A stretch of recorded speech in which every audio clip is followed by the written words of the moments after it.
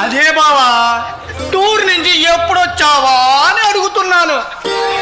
నిన్నే వచ్చాను కదరా, నిన్నటి నుంచి కనిపించలేదు. ఎక్కడ చచ్చావురా నువ్వు? నేను టూర్కి వెళ్ళాను బావా, నీలాగా బిజినెస్ టూర్ కాదు, నా లవ్ టూర్. అంటే ప్రేమ ప్రయాణం అన్నమాట. లవ్ టూరా? అదే ఊర్రా. నీతో టూర్ రావడానికి లత ఒప్పుకుందా? లత ఒప్పుకోలేదు బావా, అందుకే సునీతని తీసుకెళ్ళాను. అదేమిట్రా, నీ లవరా లత కదా? సునీతని ఎలా తీసుకెళ్ళావు? మనకు ఏం పట్టింపు లేవు బావా. అయినా ఎప్పుడు ఒక అమ్మాయిని ప్రేమిస్తే థ్రిల్లే ఉంటుంది. అందుకే ఇక నుంచి నెలకో అమ్మాయిని ప్రేమించాలనుకున్నాను. ఇది ఎక్కడరా గోల్రా బాబు? అయినా నెలకో అమ్మాయినే మారుస్తూ ఉంటే వాళ్ళు ఊరుకుంటున్నారా? నిన్ను నడుబజల్లో నిలబెట్టి ఎడబడ వాగిచ్చేస్తారు. వాళ్ళకంత సీన్ లేదు బావా, ఎందుకంటే మనకంటే ముందు అమ్మాయిలు నెలకో బాయ్ ఫ్రెండ్ మారుస్తున్నారు కాబట్టి. నీ అదేశాలు వేస్తే ఆడపిల్ల మీద ఆ బండలు మోయికిరా. పిచ్చి బావా, నువ్వు ఇంకా పాతకాలం మనిషిలాగా ఉన్నావే. తిరగటమే ఈ జనరేషన్ లో పేషెంట్. రే సుందరం, ప్రేమ అనేది చాలా పవిత్రమైనదిరా. అది ఒకరికే అంకితం కావాలి. అయితే నువ్వు చాందిని ప్రేమిస్తున్నావా? లేదురా, చాందిని ఆటపాటలంటే నాకు చాలా ఇష్టం. అంతవరకే కానీ ఆమెను ఎప్పుడు ప్రేమిస్తున్నాను, పెళ్లి చేసుకుంటానని చెప్పలేదురా. ఏం చేస్తుంది కూడా మరి అదే. నీలాగా డీప్ గా లవ్ చేయటం నా వల్ల కాదమ్మా. మళ్ళీ మన మాట, నువ్వు ఎవరినైనా ప్రేమిస్తున్నావా? లేదురా, అసలు నా మనసు కదిలిచ్చే అమ్మాయి ఇంకా తారసు పడలేదురా. అదేంటి బావా, ప్రతిరోజు అనేక మంది అమ్మాయిలు ఉంటారే, ఒకరు నీకు నచ్చటం లేదా? కంటికి నచ్చటం వేరు, మనసుకు నచ్చటం వేరు. నచ్చటంలో కూడా ఇన్ని రకాలు ఉంటాయా? నాకు సంబంధించినంత వరకు అంతేరా. మనం ప్రేమించాలి అంటే అన్నం ఒకటే కాదు, అంతకు మించి వ్యక్తిత్వం కూడా ఉండాలి. బావా, అవన్నీ నాకు తెలియదు బావా. నాదంతా టేక్ ఇది పాలసీ. అర్జెంటుగా ఒక్క 10,000 ఇస్తావా? మొదనేటికి తీసుకోరా, కానీ అమ్మాయిల గొడవలు మాత్రం ఇక్కోకు.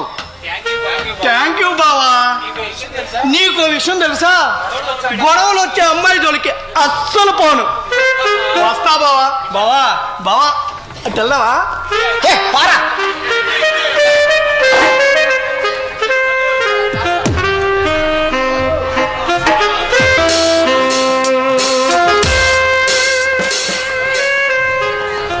Hello sir, good morning sir. Come on Madhu, ఏంటి విశేషాలు? ఇక్కడంతా ఓకే సార్. మీరు వెళ్ళిన పని ఏమైంది? Grand success Madhu. ఆ బొంబాయి కాంట్రాక్టు మనకే వచ్చింది. నాకు తెలుసు సార్, మీరు వెళ్తే తప్పకుండా సాధించుకోస్తారని నాకు తెలుసు. కానీ ఆ రామోజీరావు దానికోసం చాలా ట్రై చేశాడు, కానీ వాడిద్దరు ఫలించలేదు. బిజినెస్ చేసే డబ్బు కోసమైనా అందులో నిజాయితీ, సిన్సియారిటీ తప్పనిసరిగా ఉండాలి. ఆ రామోజీరావు గారికి ఆ రెండు లేవు. అందుకని మీ ముందు ఎప్పుడు ఓడిపోతూనే ఉంటాడు. చూడు మధు, నా జీవితంలో నేను ఎన్నో ఒడిదొడుకులు ఎదుర్కొన్నాను. ఈనాడు ఈ స్థాయికి వచ్చాను. దీన్ని నిలబెట్టుకోవాలంటే కొన్ని నియమాలు పాటించాలి.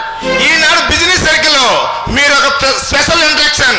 జీవితంలో పైకి రావాలన్న ప్రతి వాడు మిమ్మల్ని ఆదర్శంగా తీసుకుంటారు. నిజానికి ఈ గొప్పతనం నాది కాదు మధు. అనాథనైనా నన్ను చేరదీసి అభిమానంతో నన్ను ఆదరించి నన్ను ఇంత వాణ్ణి చేసిన నా గాడ్ ఫాదర్ రవివర్మ గారిది. ఇప్పుడు మీరు చేస్తున్నా కూడా ఇదే కదా సార్. మాలాంటి అబ్బాయిలను ఆదుకుని అంతా లెక్కిస్తున్నారు. చెప్పాను కదా మధు, ఇదంతా రవివర్మ గారు చలవే అని. ఆయన లేకపోతే నేను ఈ జబ్బర్ కాలనీ సెంటర్లో ఈదు రోడ్లో తిరుగుతుండేవాడిని. అన్నట్లు మీకు విషయం చెప్పాలి సార్. చెప్పు మధు, నా దగ్గర నీ సంకోచం ఎందుకు?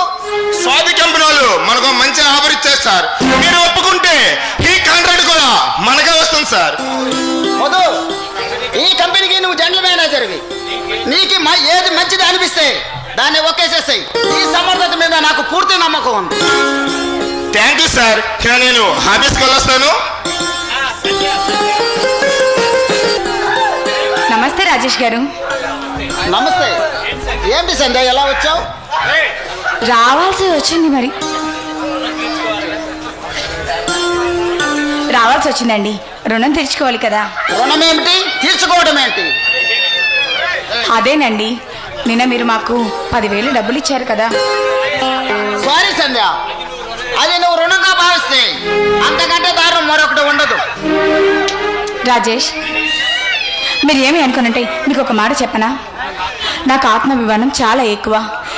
ఎవరి దగ్గరైనా సరే నేను అలా తీసుకోవడానికి నా ఆత్మగౌరవం అంగీకరించదు. ప్లీజ్ అర్థం చేసుకో.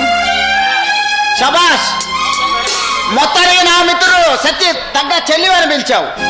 వాడు అంతే, ఊరికే ఇస్తే ఏది తీసుకోడు. సారీ సంధ్య, మీ అన్నయ్యని వాడు వీడు అనటం నీకు ఇబ్బందిగా ఉందా? మీరు మాటి మాటికి సారీ అంటేనే నాకు చాలా ఇబ్బందిగా ఉండండి. స్నేహితులు అన్నాక వాడు వీడు అనుకోవడం చాలా సహజం. అయినా అర్థం చేసుకోలేనంత మొద్దుని కాదులేండి నేను. థ్యాంక్స్ సంధ్య, కనీసం మీ అన్న విషయంలోనేనా నన్ను అర్థం చేసుకున్నందుకు. సారీ అండి, మొదటిసారి మిమ్మల్ని అపార్థం చేసుకున్నాను. ఆ తర్వాత మీ విషయాలన్నీ నేను తెలుసుకున్నాను. గొప్పదీసి నా విషయాలన్నీ తెలుసుకున్నావా ఏమిటి? అవునండి, మీ గురించి ప్రజలు మంచి మానవత్వంగా చెప్పుకుంటుంటే నిన్న నా ప్రవర్తనని గుర్తు చేసుకొని సిగ్గుపడుతూ తలదించుతున్నాను. అందులో సిగ్గుపడాల్సింది ఏముంది సంధ్య? నీ మనసులో ఉన్న భావాన్ని నిర్భయంగా చెప్పావు. మనసులో ఏమీ దాచుకోకుండా చెప్పేవాళ్ళంటే నాకు చాలా ఇష్టం. ఏమనుకోకపోతే మీరు నాకు ఒక సహాయం చేస్తారా? మీ కంపెనీలో నాకేదైనా చిన్న ఉద్యోగం ఇస్తే మీ రుణము తెరుచుకుంటాను, అలాగే నా ఇల్లు గడుపుకుంటానండి.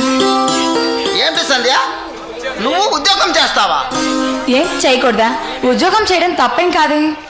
తప్పని కాదు, దేవుని గుడిలో దీపములా, పవిత్రకు ప్రతిరూపములా, లేదారికలో చుట్టిన మల్లె చెండులా మధురంగా ఉన్న నీకు ఏ ఉద్యోగం ఇవ్వాలని ఆలోచిస్తున్నానంతే.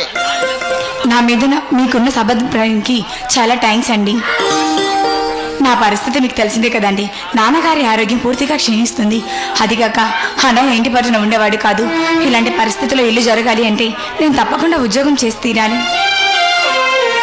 మీరు మాకు సహాయం చేస్తే. ఓకే సంధ్య, నువ్వు కోరుకున్నట్టే నేను ఉద్యోగం ఇస్తాను.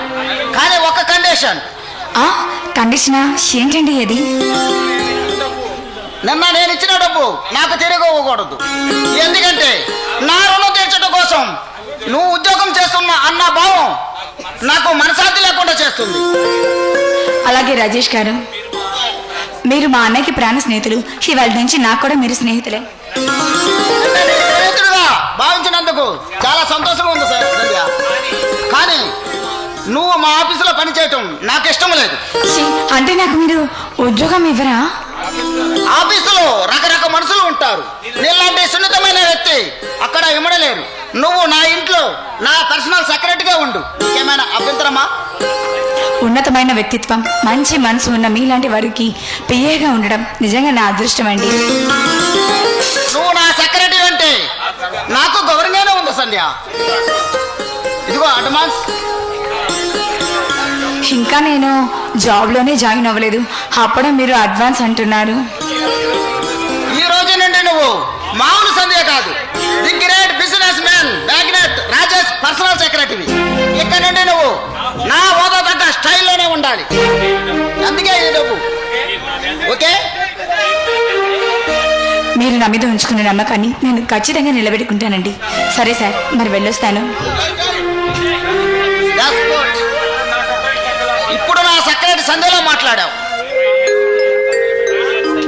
మై డియర్ సంధ్య, ఉన్నతమైన నీ వ్యక్తిత్వం భలే మారుతుండలా ప్రాణాల గీతాలు పలికించే నీ సౌందర్యం, మనసు గిలికింతలు పెట్టి నీ సుందర దర్శన చంద్రికలు నా హృదయాన్ని ప్రేమ తరంగంతో మారుతుంది.